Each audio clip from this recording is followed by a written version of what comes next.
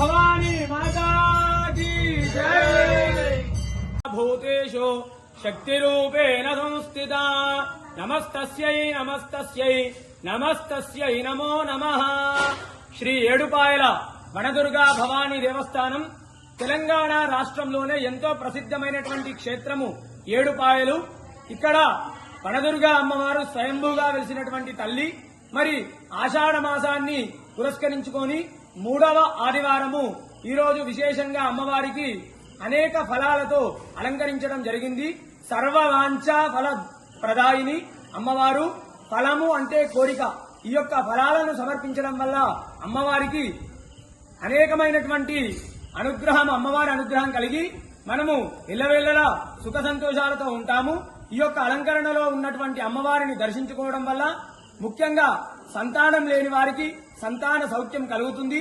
అదేవిధంగా మనము ధర్మానికి లోబడే సకల కోరికలన్నీ కూడా నెరవేరుతాయి.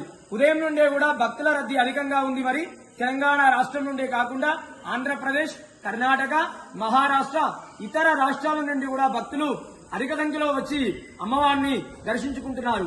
ఈ యొక్క వనదుర్గా అమ్మవారు కోరిన కోరికలు తీర్చే కొంగు బంగారు తల్లి.